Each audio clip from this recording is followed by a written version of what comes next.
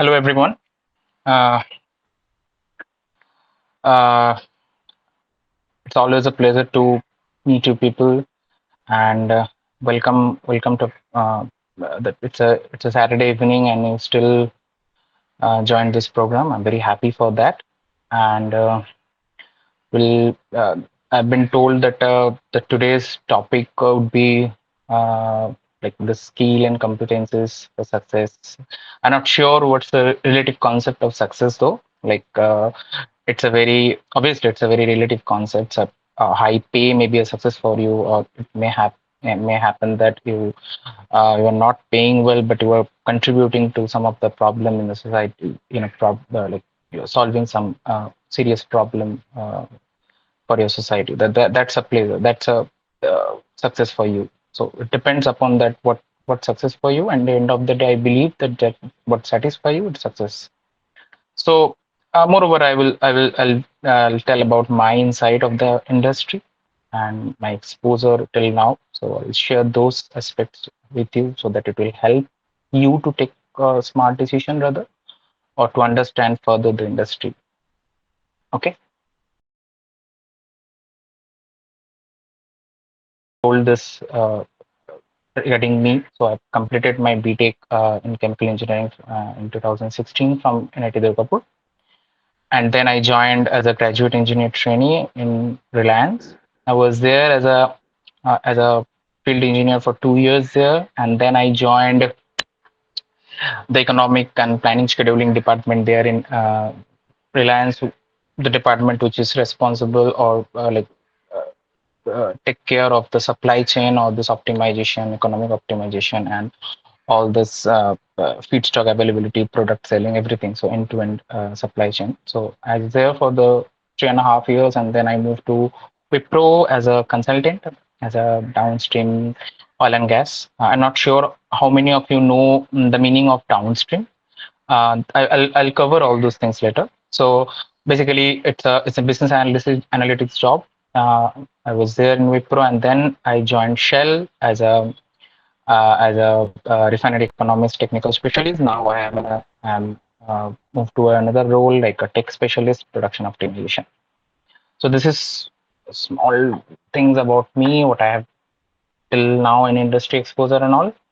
So from now onwards, I was like when I was told to give a kind of a presentation in front of you. So I was mulling over that what should I put there, because it's very initial for you people to understand all these things, because all this jargon and those complex terms and everything, because I didn't see the industry, because the curriculum, all this engineering, chemical engineering aspects, or engineering common technical uh, exposure or expertise that you have, it's a little different. I would say it's far different than that of the industry problem. So I'll try to keep it very simple in a way. So let's see.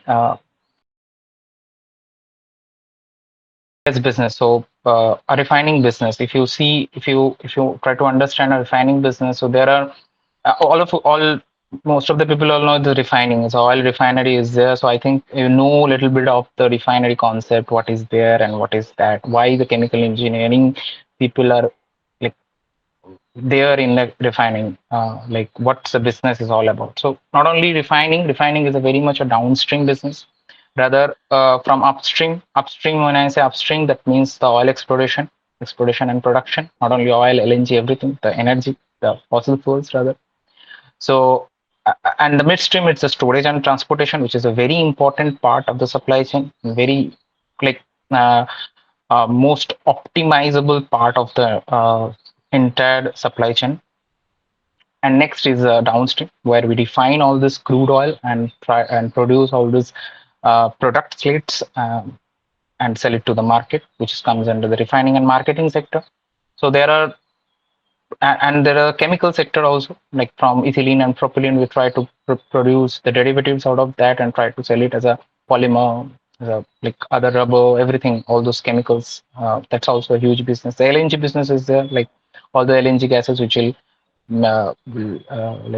consumed as a fuel in refinery or other industry and everything. So that's also has a entire different supply chain. I worked there. I worked as a energy optimization team in Reliance. I know, I've worked with LNG too. So how this transportation, exploration, and this business is happening. So I've just tried to give you uh, a glimpse of that, like how the things is there. So before like understand the business, I'm just trying to say what are the risks like when you are in this what do you say is oil and gas business now.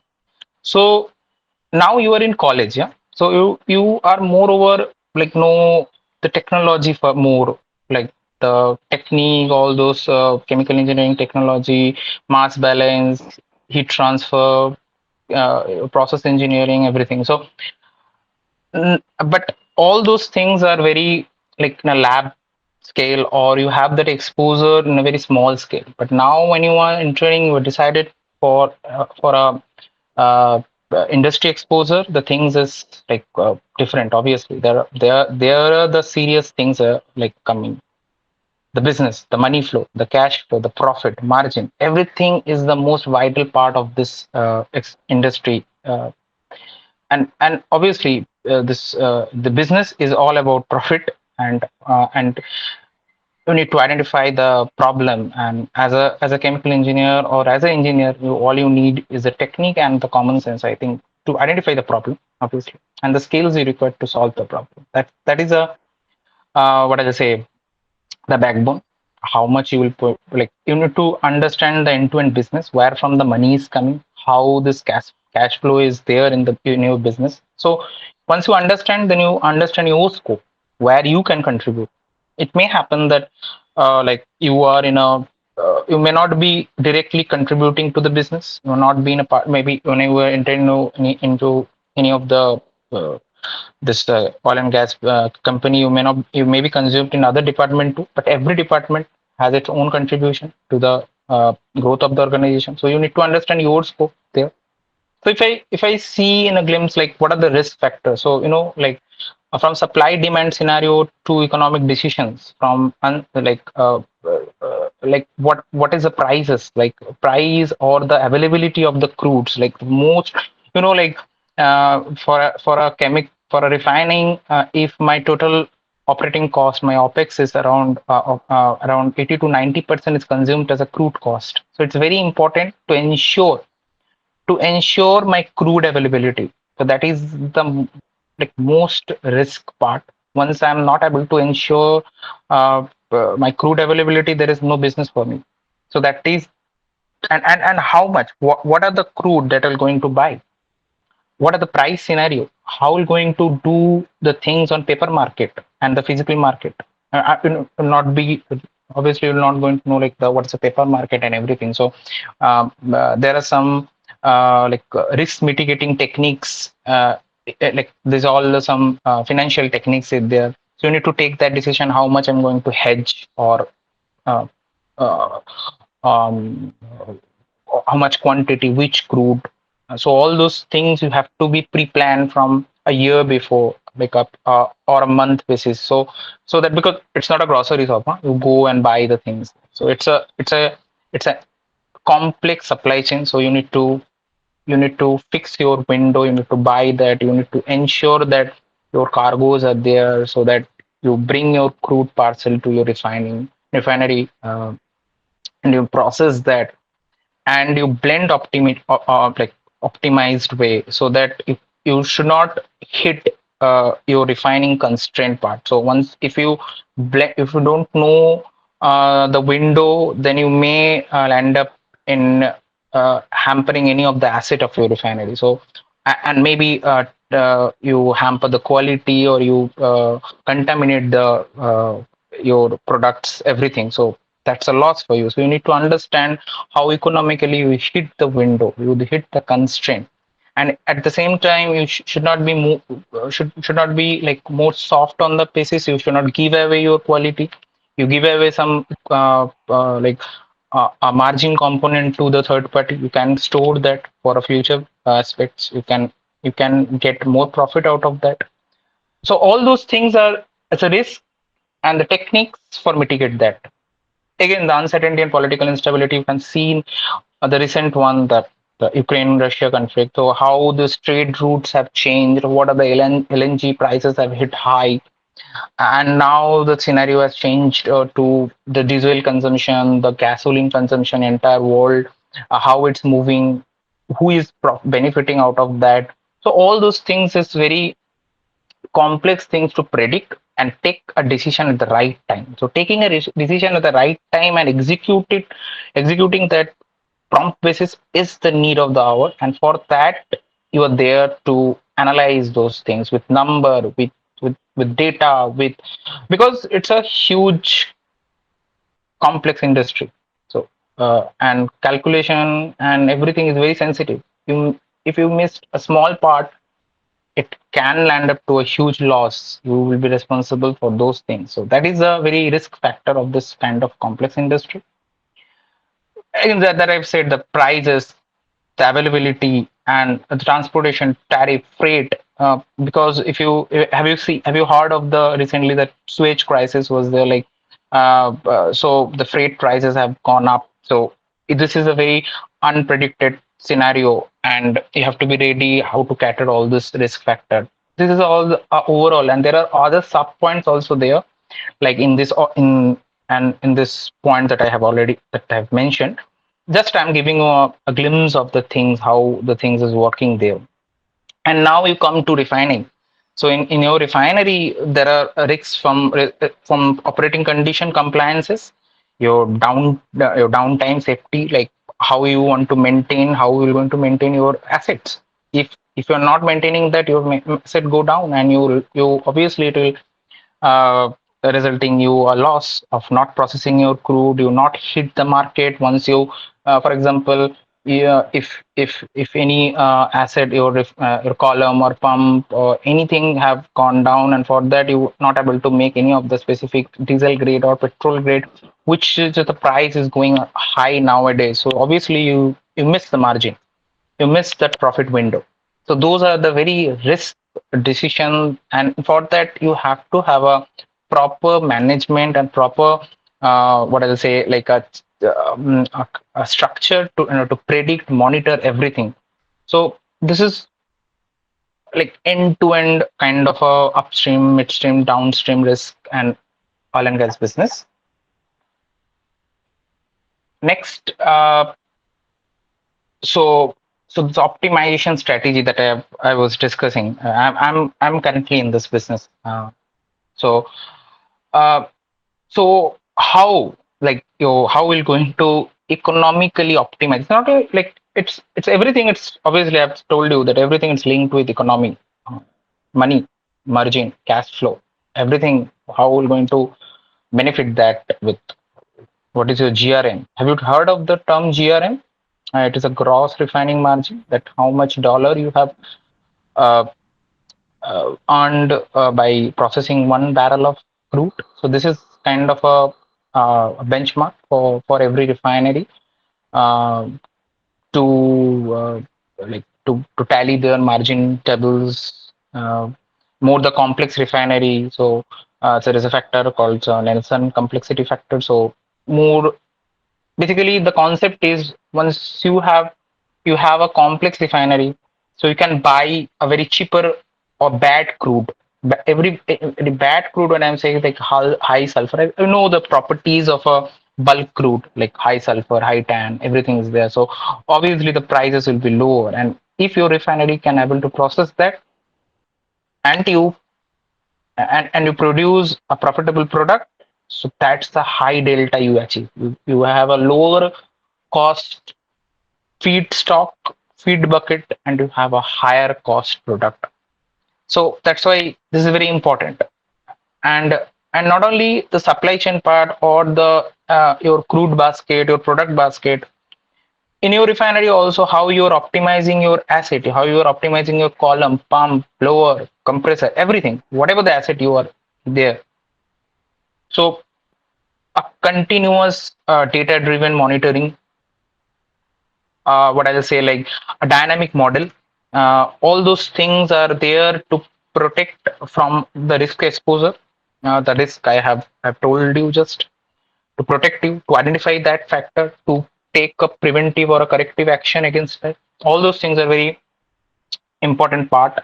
So when I'm saying a dynamic model, like all this data driven, like what are the action if my feed properties have changed. For example, if my feed properties have changed, what's the product yields? Why I'm not able to? It may happen that sometimes you are not able to predict your product yield out of crude or any other secondary unit.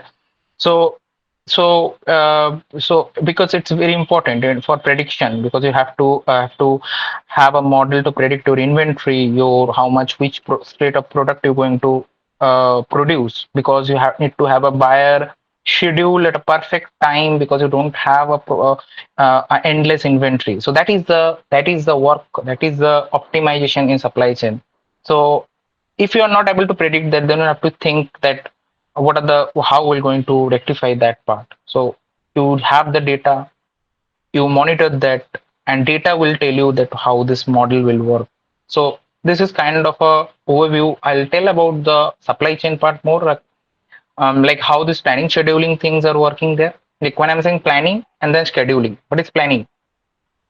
Planning in a refinery is like what are the operating condition or the unit throughput and the product slate I'm going to run based on the market scenario, price scenario, and uh, for example, if my diesel, petrol, LPG price is higher, so I'll try to make increase that pool of those products, and I'll have to have a plan, upfront plan for that. That what are the crude, and based on that, you need to buy your crude. Like these are the slate of crude that have to be there and to be processed in order to produce more and more of these products that I can give me higher margin. So this is not a grocery shop that you have decided and go down and bring the things. This is needs a yearly plan, and that yearly plan will be again drilled down to a monthly plan.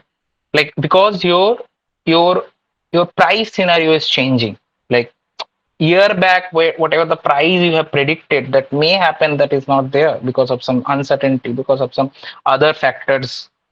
Okay, so you need to ensure that continuously every monthly plan basis, like what are the crude I need to buy, what are the product I need to sell, what would be my refinery, all those unit throughputs, product slate, qualities, everything. And it may happen that there is a shutdown plan, or there is a unplanned scenario there. So you need to understand all these things and put your input accordingly, so that everything should be catered at the same time. It may happen that you push back some of the shutdown window so that you can grab the high price scenario of the product.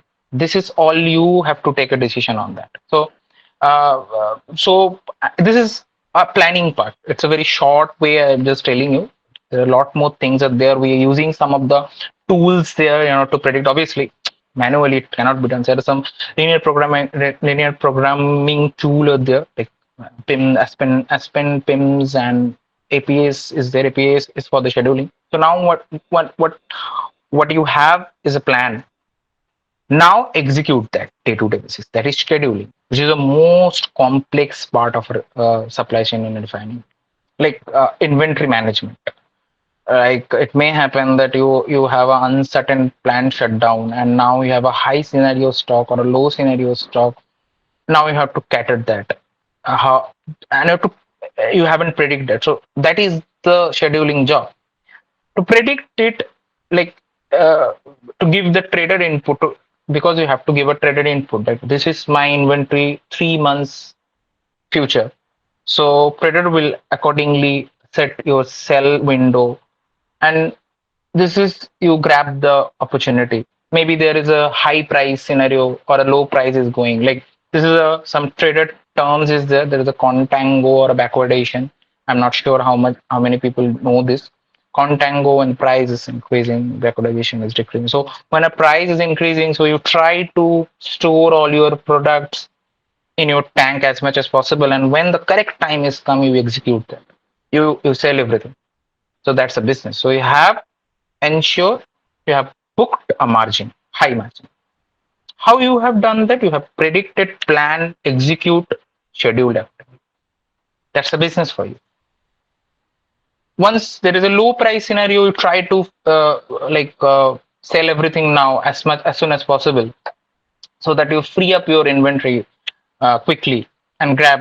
You did not to lose much during that window when the price of the any particular or multiple product are low or something like that. And the same time, you decide on your crude part. So this is all a part of a planning scheduling things. Uh, and end of the day calculation, margin calculation, what is the end money that I have bring for the company, and how I can increase that. So and for that you need to have proper technology where you predict the things, or where you have a data driven efficiency. So, and to take a quick decision to cater this dynamic business scenarios, complex dynamic business scenarios. So we'll come to that part. Okay. So this is the overall supply chain and a business scenario for a refining.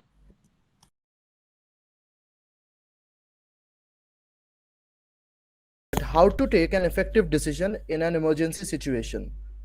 Like, what's your take on that? See, say I've handled much of like this emergency situation when I was in scheduling this energy optimization. So when it's an emergency, all you want to do, you manage your inventory first. Like your priority should be your refinery should run. Like the prime, like it may happen that some of the plant or downstream secondary unit may off. That's an emergency, but you should ensure that your crude should process. Every barrel is important. So your crude should process, and you manage through inventory. So it may happen that, for example, if you know the engineering, refining process, so your vacuum gas oil is going to your FCC. It may happen your FCC may shut down, but your crude running, so you can store your VGO in tank, your vacuum gas oil in tank, and later when your FCC come, you process at higher rate. So you catch up the window.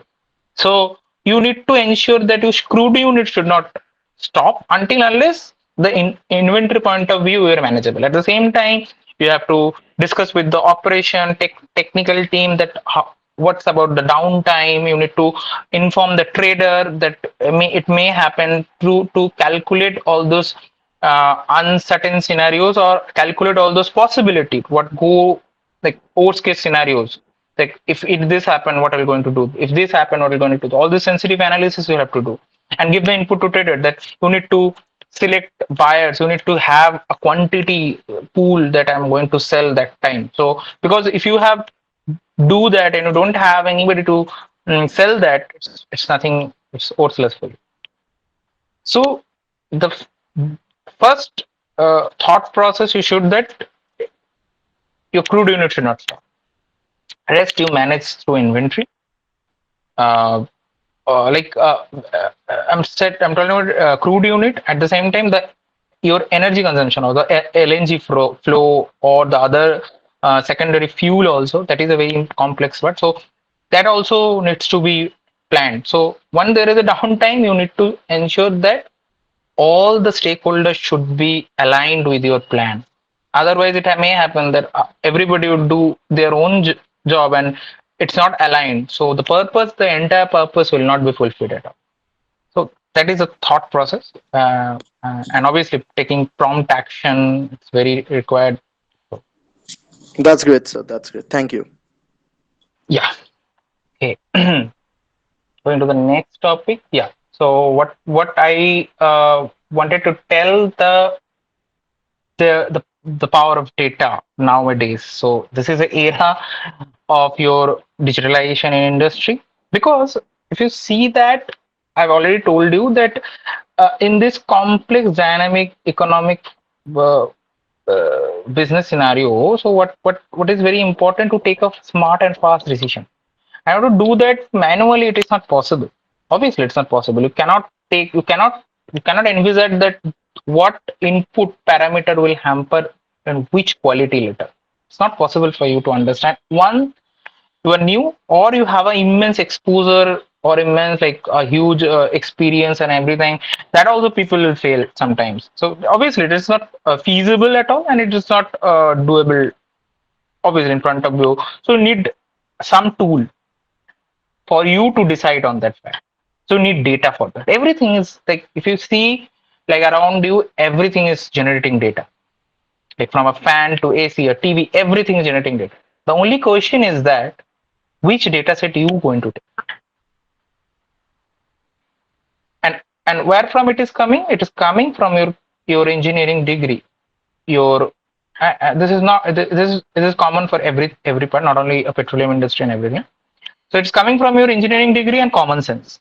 Like if you want to predict a pump maintenance or a pump breakdown scenario, predict the pump breakdown timeline, what data you want to gather, what data you want to like history data you want to take for prediction, whether it's a vibration data, heat curve data, what is that? If you want to predict the proper yield from a distillation column, what do you need? So if you want to make a model out of that, if you're not able to meet that, whether it is a feed quality that has changed, or your operating condition that have changed, or it is a deterioration of your column. So you know that which set of data you want to use for your model, and in order to do that, you need skill. I think in college, in your from your point of view, you have like the curriculum doesn't include that much of exposure of a data driven what I say exposure data driven approaches, more on theoretical technology part. Rather, I would say more you want to build your data model and predict out of that, you need to have that expertise in your portfolio, like how you're going to use that data in order to, for a model, for a for a dashboard, maybe you want to see the entire picture, and now you can see that if my feed parameter or any of the aspect, any of the input variables change, where it's going to affect.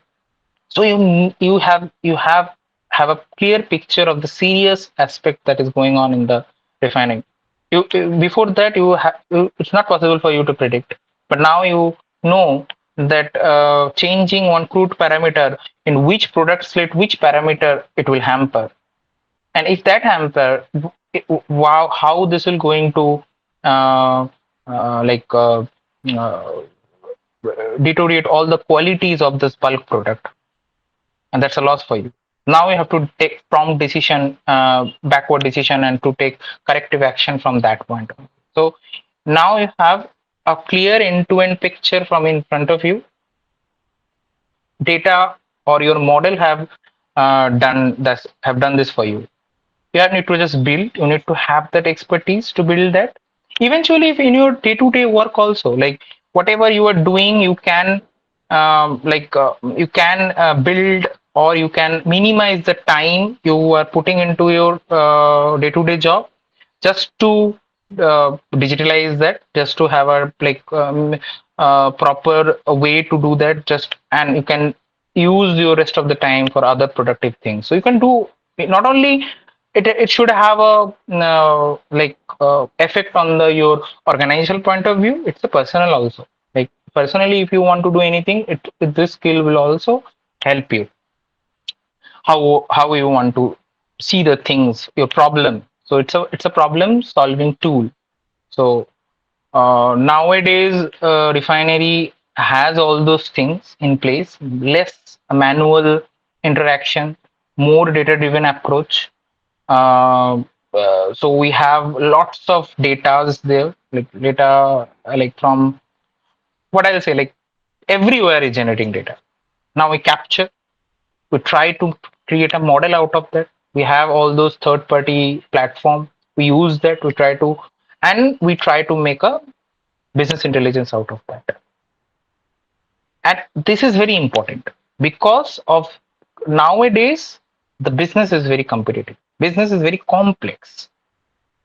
So if you are not taking a decision fast and smart, then somebody else will going to take and grab the opportunity for them. you'll miss the window. You are out of the league. So you need to empower yourself accordingly. So that is a need of the industry. And because all it's all rather important, I'll come to that because of this changing business scenario. Like now there are some challenges in your this fossil fuels approach. So now what are you going to do? You have to have a solution. I'll come to that. So I think this is the well, I want to say that data currently it's very important. Which data will going to use to for your model or for your prediction? That's up to you. Your common sense, your degree, your this curriculum knowledge, and the exposure expertise you have on here from how for data modeling or how you're going to use this data. It's up to you. More you have that, you can easily take a decision from any of the complex problem. Okay, so the next part that I was saying, that how this changing business scenario, when I'm saying changing business scenario, this fossil fuel approach, there are some challenges. So if you think, every energy platform have to have three things in line. Like one is your security. You have to have a energy security. You have to have a continuous source, uninterrupted source of energy. Second is economics. Yeah, when you are in business, obviously your economics profit is important. You are producing a lot of energy, but you are not profit. You are not a profitable organization. That doesn't mean anything for you. And there is another is the environment. So the problem is with the fossil fuel, obviously the environment, and somewhat the security too. You can see that how much carbon footprint from any of the fossil fuel uses, from shipment of cargo, from aviation, from your commercial vehicle, everything, we are producing a lot of carbon, and that is a risk for the environment. So that is a threat for the energy business right nowadays. We have a lot of other ways to produce energy, but again, the next third, the third three things, among three things, is there economics is there? No. For the other way of producing energy, obviously economics is not there, security is not there. Maybe it's an environment friendly, but economics is not there. You can produce the same energy like from a oil refinery what we're producing, but it takes lot of capex, capital investment, lot of area, and it's not sustainable at the same time. Recent research have shown that the problem is that we can have the same energy demand for the current like what's the current energy demand for the entire globe. We can have that from solar if we use our desert properly. So is it possible for uh, to produce? Yes, it can produce. But what is the problem? Problem is again the economics, transportation. You have produced. You have how are you going to store and transport the energy? Maybe you have produced a lot of energy from the desert in Africa or the Middle East, but how are you going to transport that energy to US, to to Europe? You may say that battery is there. Battery technology, it's evolving technology, but it's not a proven for a huge scale commercial approach. Yeah, and again battery is if you inherently it reduces energy, so it's not, obviously it's not a proven technology to store energy for long time and for a commercial approach or industrial approach. So what's the solution? We have a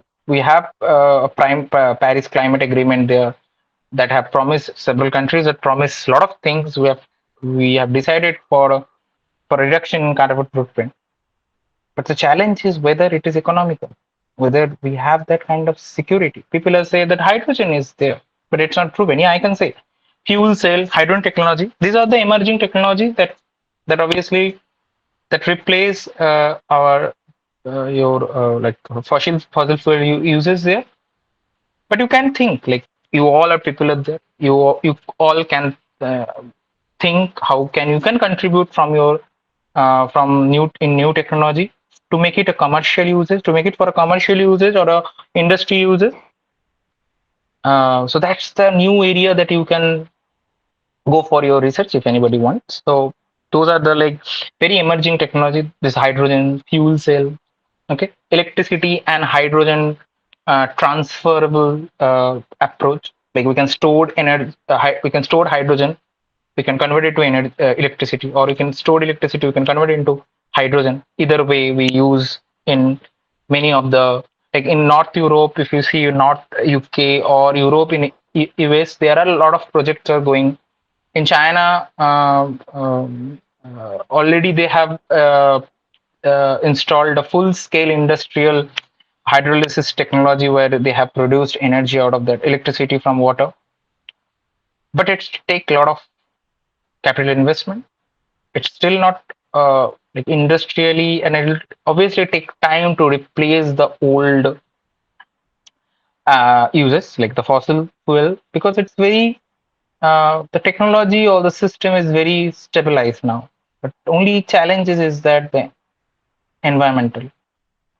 So you can think and come up with some other idea like how we solve this problem globally.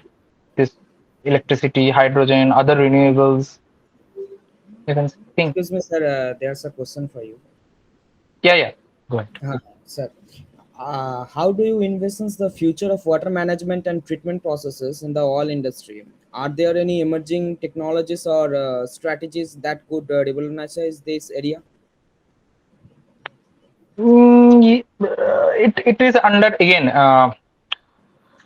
See, for if you want to produce electricity from like electricity, or if you want to produce hydrogen, you need a clean source of water, and obviously for that this water treatment is very like important aspect, and doing it large scale is very important. In refinery we have salination, desalination units and everything, but the approach like if you highlight is from a very fossil fuel point of view, obviously that not much people are also not they think they have thought like again it's on book only, like I'll say, but traditional things are there obviously, but emerging, if you ask, people are doing it, but obviously coming up with a industrial level approach or in a big scale, if I try to solve this issue, it's still an ongoing. You can think. If you have interest, you can think. There are a lot of techniques out there, like activated carbon, everything on many things are there. But is it proven for a huge scale industry approach? It can it be replaced if I want to produce the same electricity or energy equivalent in electricity from a refinery if I want to produce? Can it be done? Still a question, still a research area. Okay, sir. Thank you for the answer. That was very problem. Sir, as an industry professional, what are the major environmental challenges faced by the oil and gas sector today? And how can these companies like Shell address these challenges and contribute to a more sustainable future? Yeah, so that was I was saying that the main challenge in currently for this oil and gas sector is to because we have a high carbon taxes in Europe and other region of the globe. So with this keeping the business profitable, it's very challenges now. Like that is actually you can say that I will produce like I can produce I can produce continue with the generic oil and gas this refining business. What is going why I'm going to stop that? I increase my food carbon footprint. It's my business. I am profitable out of that. But government has imposed high carbon taxes, and for that, more you produce carbon, more you need to give the tax. And for that, the businesses are not profitable. So and at the same time, some of the organization have thought that this is a commitment to the environment, to the future generation, obviously. So nowadays, see, one thing is that uh, energy can be replaced. So they said that car, like all this electric cars and all that. So have you thought that where from this energy will come? If I replace all the electricity production from, they said that will not put petrol in your car, but I put electricity. Okay, fine, that's very good thing, yeah. So I don't have any emission out of car.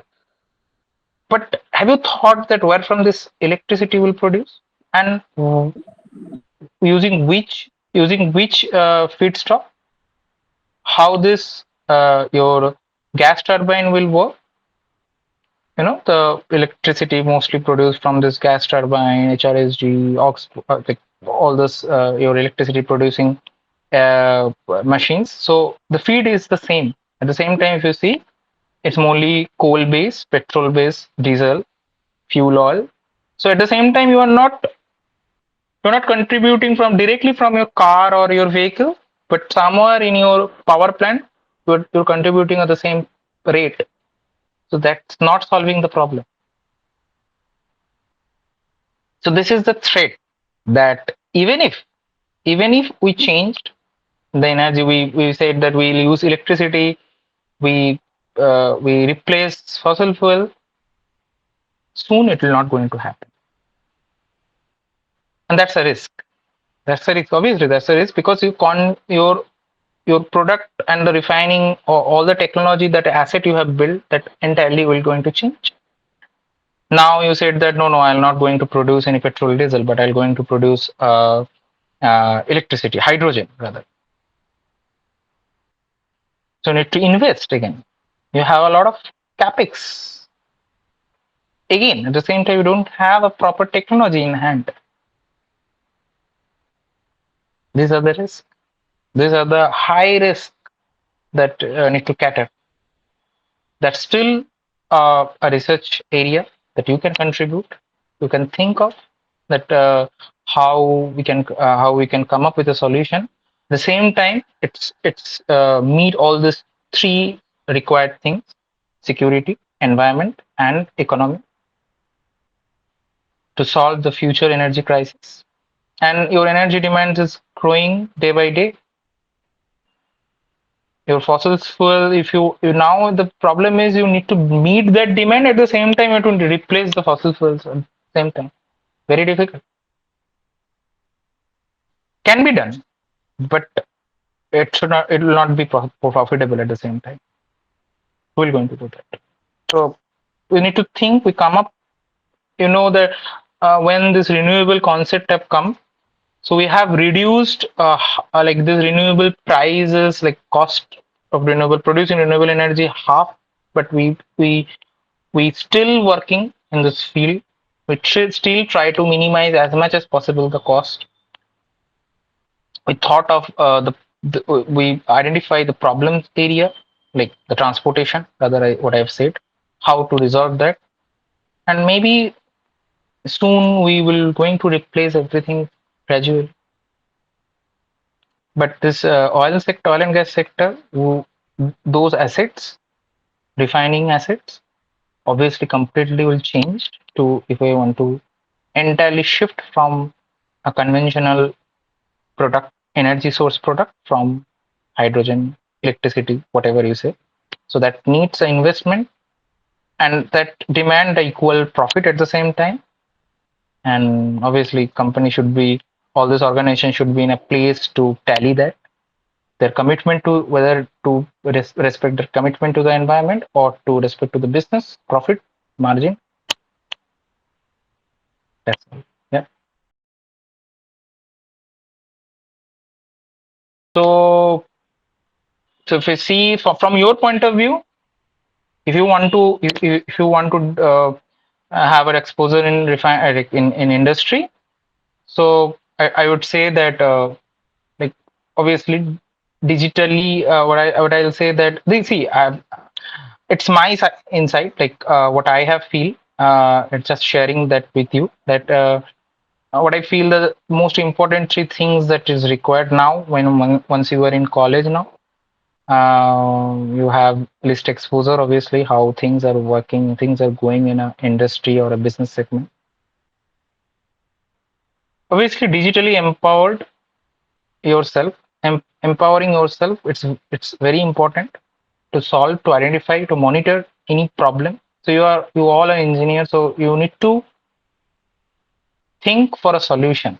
You first of all you need to identify a problem. There may be a loophole that organization it's not looking. If you have that thought, if you have that view based on your common sense, based on your knowledge on the subject, you can identify that problem segment, and you can vouch for a solution. And once you are uh, empowered yourself digitally, so you have a very you sharpen your soft skills. So now you are a position to deliver fast, smart solution to that's a requirement, organization requirement, or you know, that benefit your uh, obviously benefit your company. You think accordingly. At the same time, it's not only about your like profit, gain, loss, everything. It's about yourself, how much you want to learn. Every day is a learning opportunity. It may happen that you will be consumed in a sector, in a business that is not directly connecting to the profit loss or business, but whatever area you are in, they are obviously contributing cumulatively to the profit. So if you have anything you envisage that there is a problem, you solution, that's empowered you. At the same time, it makes you more confident on the process, and it shows your growth oriented mentality. Like every day is a learning opportunity, I believe. Every day is a uh, like is a place that you can contribute, you can learn. More you work, more you learn. Um, and people, yeah, in industry, what I want to highlight, connecting with the people is very important, because there is no a proper set curriculum is there in industry, like there in your college. So there would be a requirement and you have to deliver that. There is a problem, you have to deliver that. It may happen that nothing to link with your, you said, hey, haven't done there in my chemical engineering. How are you going to do that? Nobody will going to hear that. It doesn't matter that you coming from any of the background. If there is a problem, you have to solve. You have to find a solution for that. Whether it's a mechanical problem, it's an electrical problem, any kind of problem is there. So you need to have that knowledge.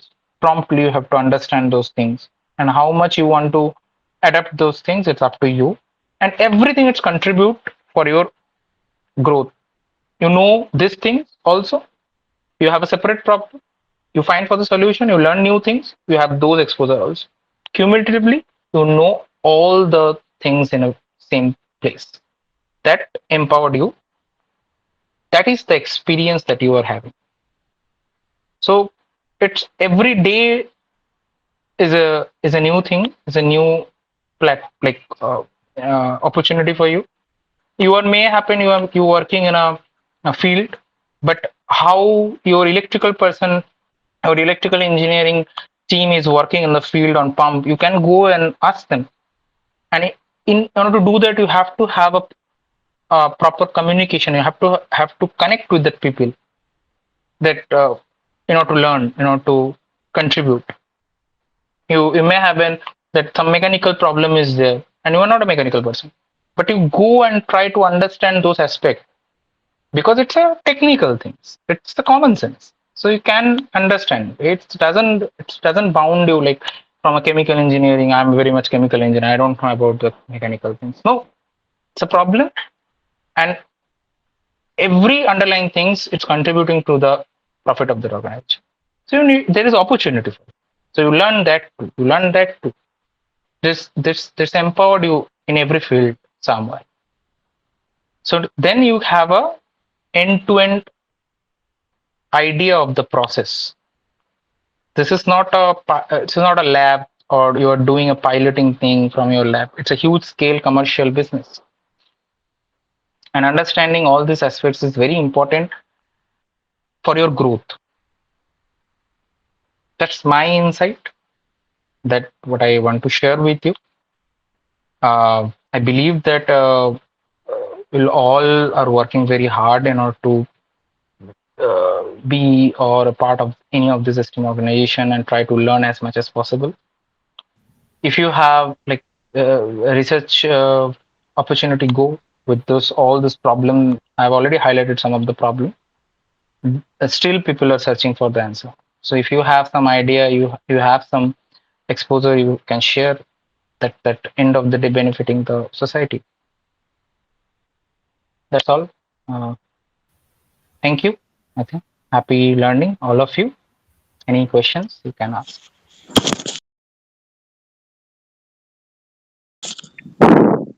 Good evening, sir.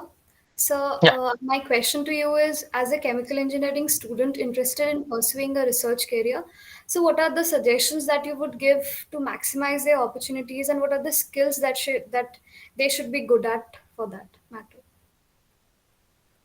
For research, Yes, sir. see, at the same time, yeah. In-depth knowledge on the subject, like whatever you are doing, if you have a like once you want to do research and all that, obviously at the same time you have a problem in your mind, like what problem you want to solve.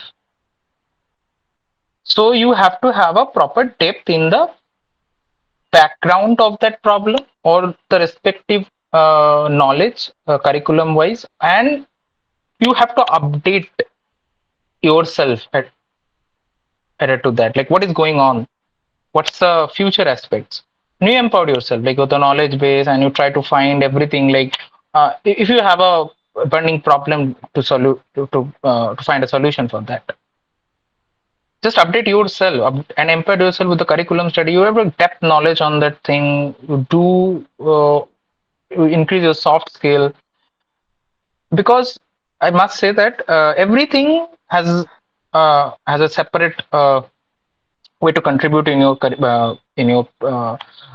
professional life. So research is a very difficult part, obviously. At the same time, solving a problem. Just if don't do a research, just I would say that you want to go abroad, or you want to like have like just to escape from these things. I'll have go to abroad and everything. Try to find a problem first place. Whether and if you have a correct approach to solve that problem, you have a perfect what I'll say a career in future. Otherwise, like you'll start as a aspirant in research field and all. At the same time, you'll lose interest after some times, and you will be very constrained there, and you'll be really frustrated at the same time, because you haven't seen anything there. You haven't expected that much of complexity there. So before going there, fix your aim that this is the area, and try to build your knowledge on that more and more. Update yourself with the cutting edge technology, what is going on around. If people are what's other people are doing working on this field, you you do all those things. You have a goal, you set your goal first place, then go for that research. It's a very difficult thing. Once you are there, there is no comeback sometimes, like because you have chosen that path. Don't do that to have a fancy abroad life and all those things. I've seen people. That's why that's my insight. And sometimes like I was also tried for that also, but somehow it's not lined up accordingly. Anyway, that's my insight. Okay, sir. Thank you. Yeah, thank you. Sir, I have a question. Sir, basically Yeah, yeah. this is the era of artificial intelligence. Now, due to artificial intelligence, many jobs are basically many of are fired in IT sector. So what do you think? This sector will be affected by AI in near future, or what do you think basically? See, we are not a data engineer. We are chemical engineer. And as I've already told you that energy is changing. If the people are in commercial oil and gas sector, it may happen that business, if the company is not going with a correct profit business, so there may be a job loss. But there is a transition in the energy at the same time. So all this knowledge, all this experience, all this technique, it's required. More requirement is there to have a smooth transition. So there is a requirement, and for that, you need to. That I've already said. The technology is not there.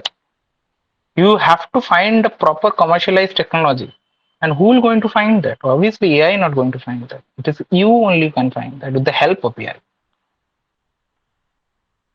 But at the same time, there is a risk in the business. Like it may happen that you converted your energy, you converted your business to hydrogen based and all that, and suddenly you find that it's not profitable. So there are also a risk of job loss or downtime, like empowering risk there in your oil and gas sector too. Many refineries are shutting down to for high carbon tax, not profitable business at all. There may That's why you need to update yourself. That's why I've said it's a continuous learning process. You see that the need of the hour. What is the need of the hour? So you need to convert yourself. You need to upgrade yourself accordingly to be productive and to be available for this transition, to be a part of this transition. That's your job. You need to identify those things. Otherwise, anything can be happen. So you need to chip in. You need to continuously update yourself. What is going on in the industry? How I can be very productive? How I can contribute with my talent? And when I'm saying with your talent, you have to then empower yourself with required knowledge and expertise. You need to work on yourself first. Then obviously, will not those risks will not be there. Yeah, sir, how has your role actually evolved over the years? Can you just elaborate a little bit on that? Like, what has been your personal experience as well at the as a refinery economist technical specialist at Shell, and how has your role evolved over time? Like, can you elaborate on the same? See, currently, if you ask me, I am working like a half chemical engineering and a half IT engineer. So basically, I work as a tool model. Like I used to I usually work in a scheduling model. So all the supply chain scheduling model. But we have a tool like Aspen Petroleum Scheduler. We used to model that there. So I'm the sponsor of that model. So I used to maintain, build, and all this digitalization approach in refinery for like how the new dashboards or data visualization, all this business intelligence, all this how we want to build that from a raw data. I'm looking to that, and all this pricing scenario tool currently, like what are the predicted price and everything. We have a platform where we have used to update and model that. So I'm working on that. So it needs a chemical engineering at the same time, obviously the data knowledge, all these things that I have spoken.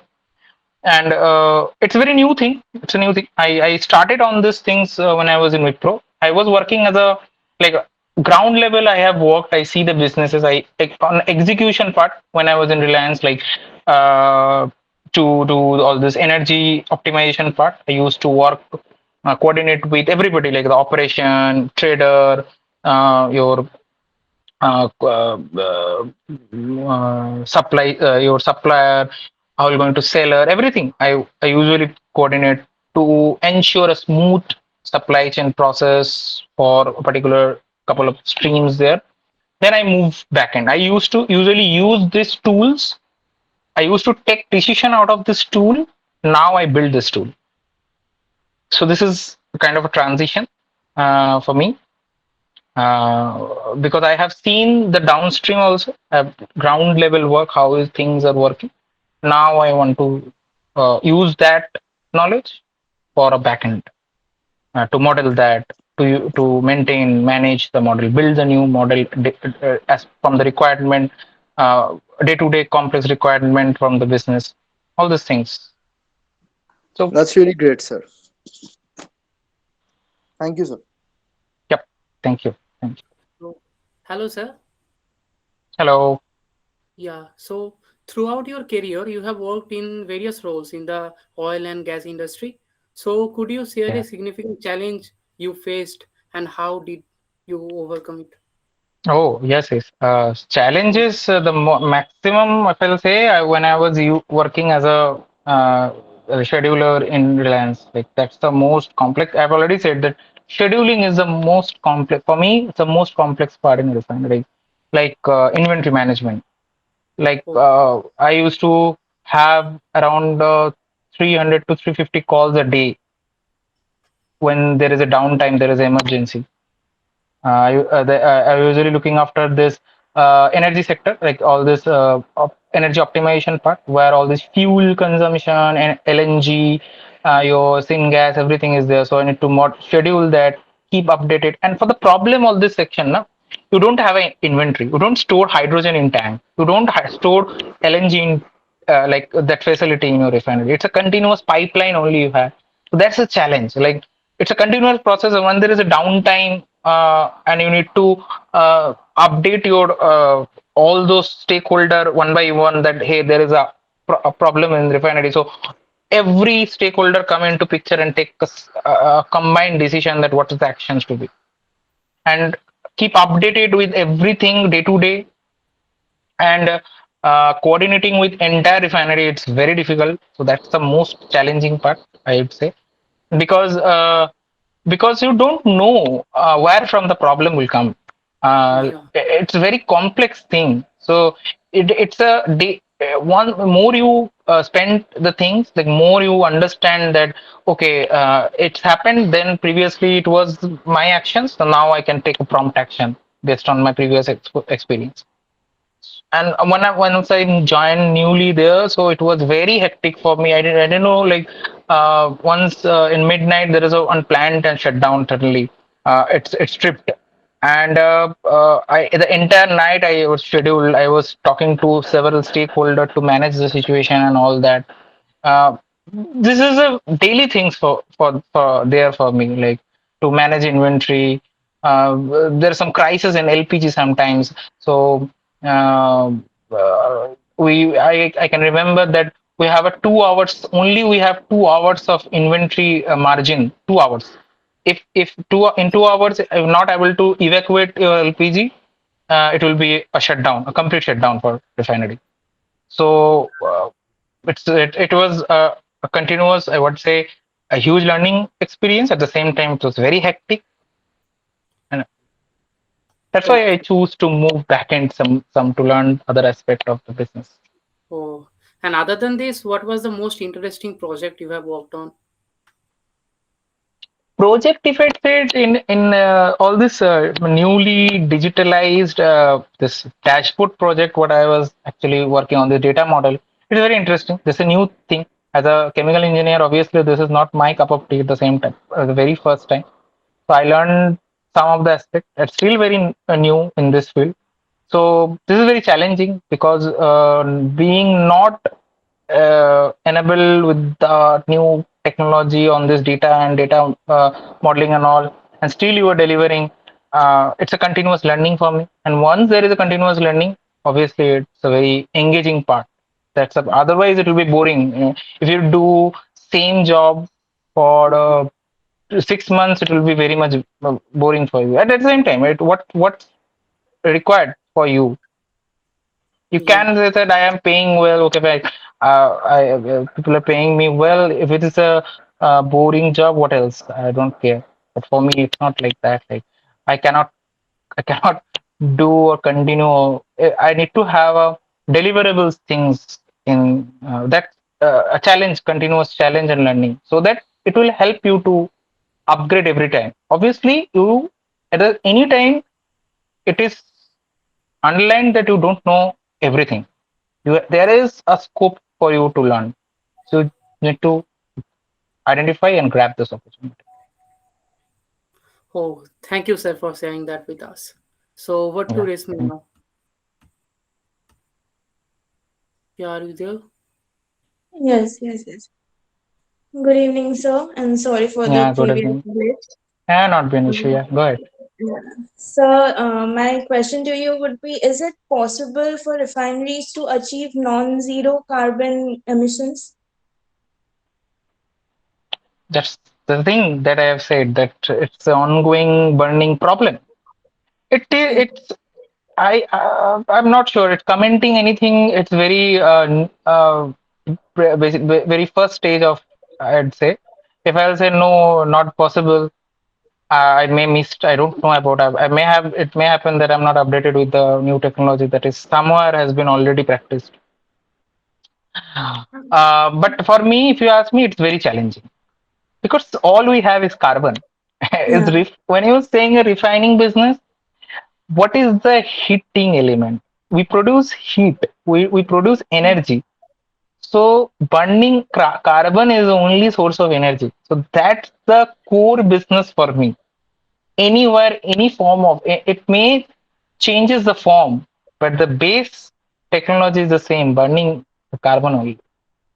It may come in form of petrol, diesel, LPG, but all you have is carbon. So that's the business for me. And and and net zero carbon, when I'm saying, that means you have to change your business. So whatever the net zero foot or the bottom barrel project is coming. Once I'm saying bottom barrel project, that means nothing is going out of refinery. That doesn't, it means that. So the new technology is coming that with the help of this carbon dioxide, and people are using it to produce other component like syngas, and now using the syngas, there's some technology to produce petrochemical, and you sell that. So that may, it can be done, but again, is there a demand of those huge scale of petrochemical market? Is there? I think that is also a question. Again, I've said that economy, security, and environment, these things to be meet. I can produce a huge a bulk of chemical product out of your carbon emission, out of your carbon emitted from your refinery by changing it to syngas, from syngas to petrochemical. But is there the demand? Is there? I dumped entire huge amount of product as a petrochemical sector. Is there a buyer? So we need to figure out that first. Then we need to create that window. Again, it's a question of supply chain. If there is economy, obviously can be done. But that's a question. Can be done, but whether it's a sustainable, security sustainability is there, whether it's a environmentally, obviously it's so it should be environmentally good, but economic, whether it's economic or not, that's a very burning question. Okay, sir. Thank you. Yeah. Thank you.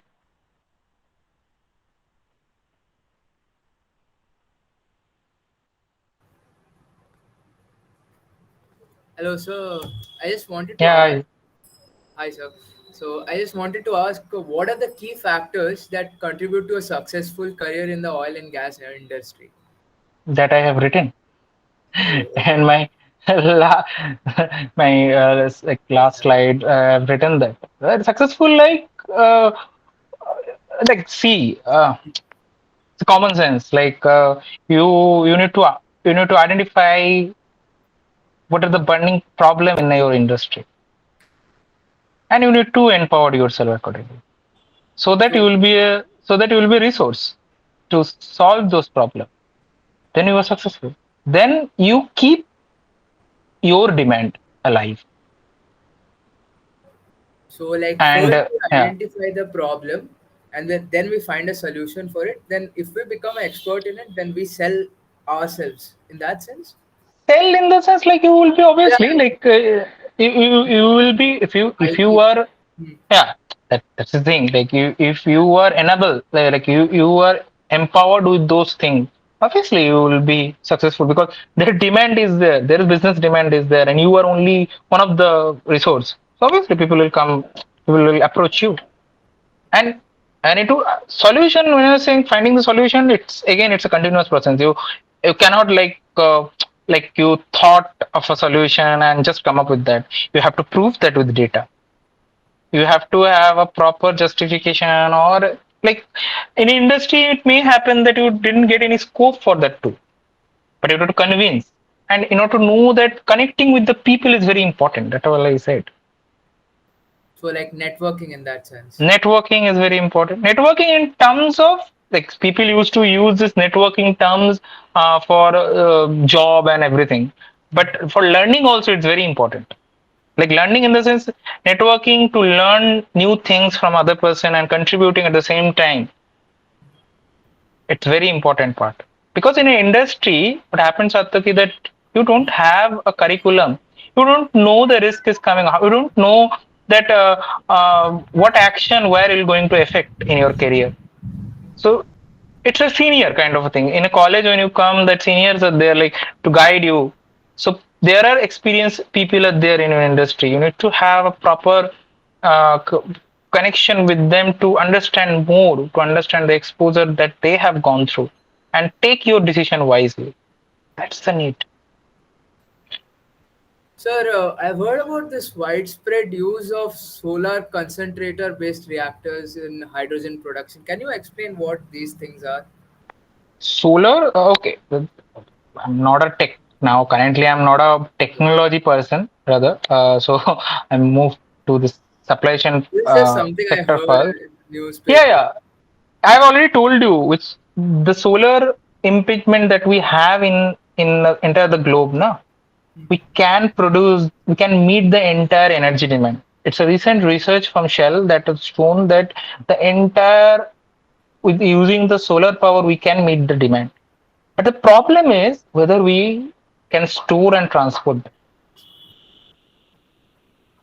That is Can the we problem. harness the total solar energy, or what stage are we How? at? Like, yeah, How? how? In the sense of How? solar panels. Solar No, panel. no, Okay, no, no. Like fine. solar energy in general, can we harvest it to its full extent, or like till what extent have we reached in that sense?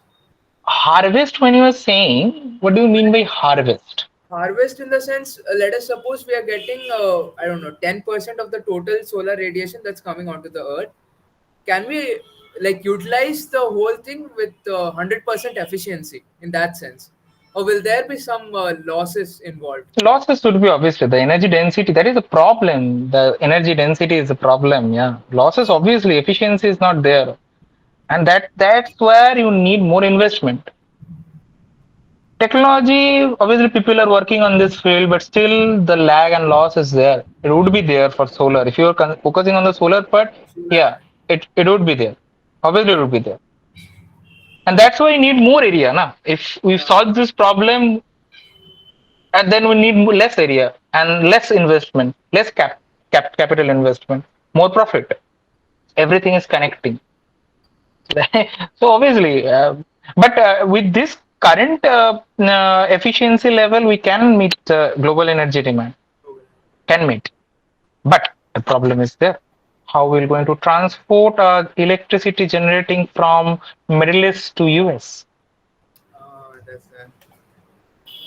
Sir, since we are on the topic of transport, from We what can do that, Shataki, you can do that. You can say that we have built a wire system everywhere. We transport that. But but what's the it's level of very cost? Cost, extensive, yeah, yeah, yeah. very extensive. Who will going to invest that? This companies will not be at all profitable out of this. So there is no business. There is no economy. So no, that is you were saying something. Go ahead. Sir, since we were talking about transport, we know that hydrogen, as far as I know, it takes very huge containers to transport hydrogen. So like, have we like really? It's not. No, no, like not huge. Have you seen a LNG cargo?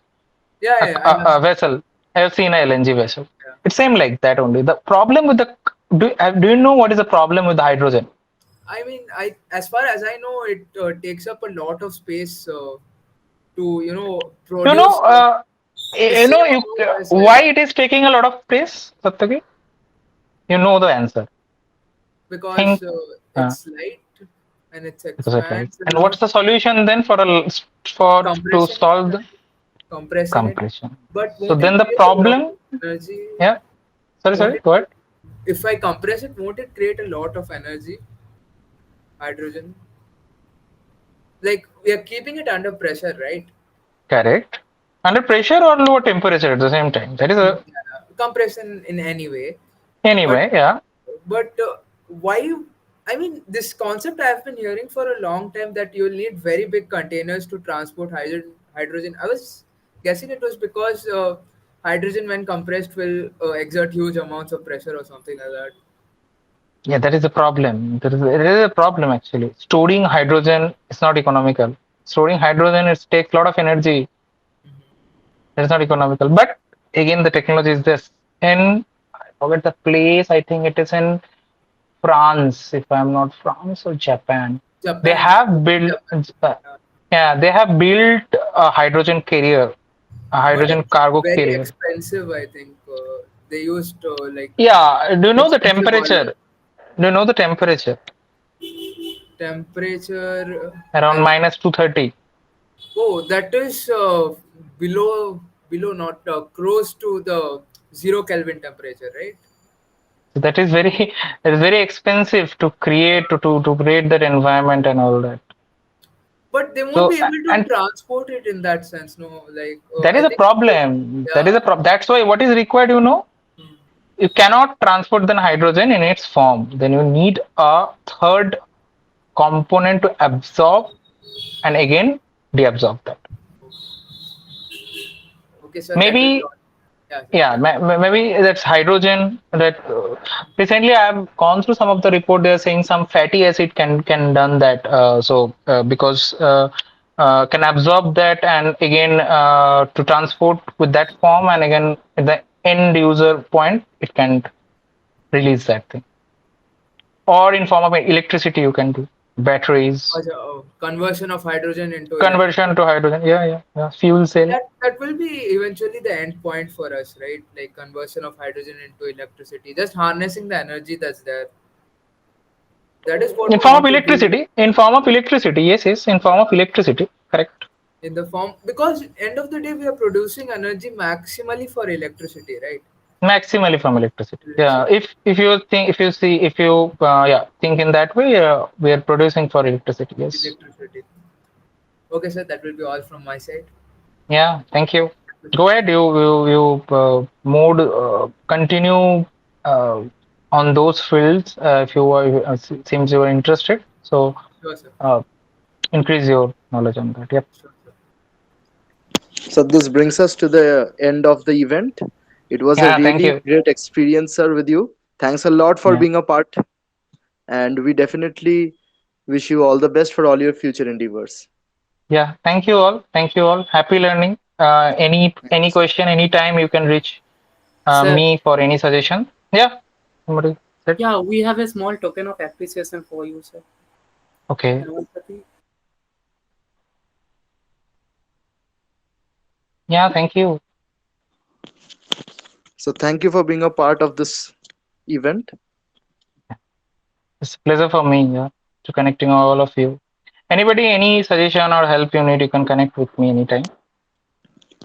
Most definitely, sir. Thank you. Thank you. Thank you, sir.